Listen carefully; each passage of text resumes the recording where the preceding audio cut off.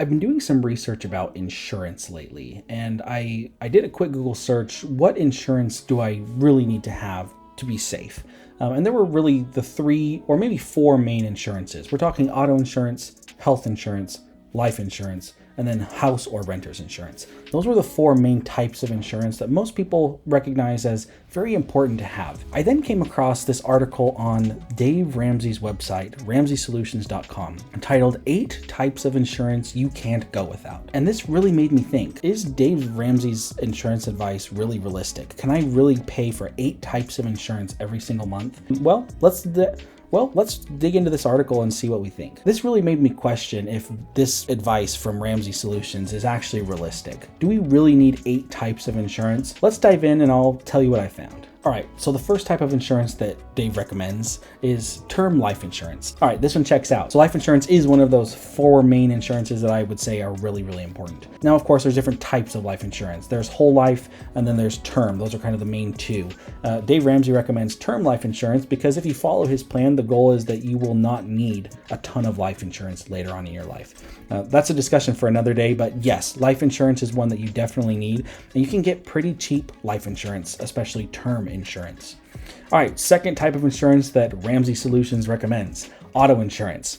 Again, this one checks out. You're going to want to have insurance on your car. In fact, it is mandatory in nearly every place that I know about to have insurance on your vehicle. There's a couple different types of insurance. You can get liability, collision, or comprehensive.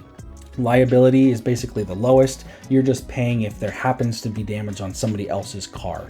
If you get into a crash, you're not going to get any coverage on your own vehicle, but you're protecting the other people. And then on the other side of that, you're getting comprehensive, which pretty much just covers everything. And depending on your car, your situation, you may find that one of those two would work very well for you. There was a time where I had an older car. It just was worth maybe $200 max. So we decided to put liability coverage on it just in case there was an accident involving another person. But later on, for some of our nicer vehicles, we've put comprehensive on so that we can replace the vehicle if needed. All right, moving on to number 3, homeowners or renters insurance. Again, a good one, Dave. This one checks out. Homeowners and renters insurance is important. Insurance number 4, health insurance. Health insurance, of course, is very, very important, especially with how expensive medical is these days, and in the US specifically. The high cost of medicine and medical care is outrageous. And the sad reality is that health insurance is also very, very expensive. A lot of times it's definitely worth it to find an employer who offers some sort of health insurance benefit for you so that you can be insured. Otherwise, it's very, very expensive to cover yourself, but it is very important to have in case of severe medical emergency. This could save you financially if you had a huge medical debt come up. Not that long ago, we had a baby and her medical bills totaled well over $200,000. Now that's nothing that we could have ever paid off in the short term, and that would have financially ruined us. But luckily, we had health insurance for her, and we were able to get the majority of those taken care of and only pay a small percentage out of pocket. So health insurance is so important. All right, Dave, what do you say about number 5, long-term disability insurance? Okay, so long-term disability insurance protects you from losing your income if you're unable to work for a long stretch of time because of illness or injury. And according to the Social Security Administration, 1 in 4 of today's 20-year-olds will become disabled before reaching the age of 67. This is not in the top 4 list. Obviously, this is number 5, and I think my guess is whoever wrote this article did this on purpose. They put the most common ones first and then some of the less common ones after. So long-term disability insurance, I guess my first initial thoughts on this are, it sounds like 25% of people could potentially benefit from this. There's a very high likelihood that you may end up in a position where this would be very helpful to you. And so is it necessary? Well, no, I guess not, because you're not required to have it by law. But could it be helpful? Yes. My question would be, how much does it cost a month? Since the chances of you becoming disabled are technically high, is it an expensive insurance?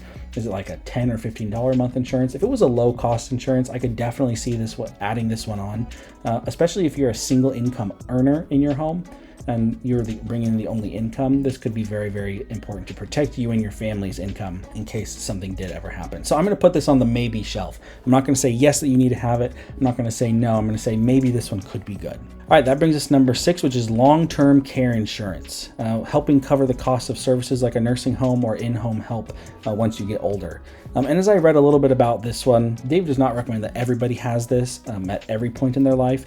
This is something that you should look for coverage once you turn 60 years old. And I think that that's probably smart. It is very likely that the majority of us are going to end up in some sort of long-term care. It is a little interesting to me that Dave recommends term life insurance, but then does recommend the long-term care insurance to kind of cover you when you're older. I think for me, I would love to see myself self-insured at that point. But long-term care, especially when you're older, can be very, very expensive, and you'd have to be significantly wealthy to cover all those costs yourself. So if you have a healthy net worth of 10 or 20 million, maybe you're okay. But if you're just sitting on kind of this average retirement of maybe $1 million to $2 million, maybe even less than that, long-term care insurance after you turn 60 could be very, very helpful and could help protect you from losing everything when you're older, or maybe having to have your children or family members take care of you in your old age, which is very difficult. Number 7, identity theft protection. Identity theft is not a joke.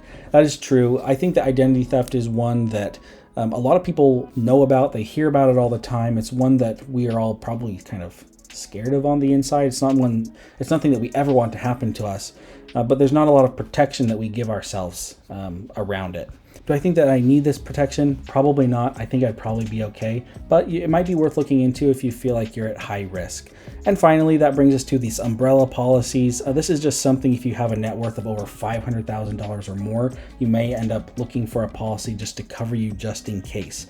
It says for just a few $100s a year, an umbrella policy can increase your liability coverage from a standard $500,000 to $1.5 million. Again, I don't think that most people are going to end up needing this. And so I'd say probably don't worry about it for the most part. But if you happen to fall into those numbers, then maybe this is good for you. So what's my overall take on this article? 8 types of insurance you can't go without. A little bit clickbaity. I think that it's not quite true because most people can go without at least half of these. While maybe needing the other half. Overall, I get where they're coming from. I think that the intention is good here. Getting people protected, making sure that you are covered safely, making sure that your finances are protected. That's something that's really important to me, and us on this channel is helping you be prepared financially for whatever comes your way. So if that's something that's important to you, please consider subscribing to this channel so that we can help you along your financial path. Thank you for watching, and we'll see you in the next video.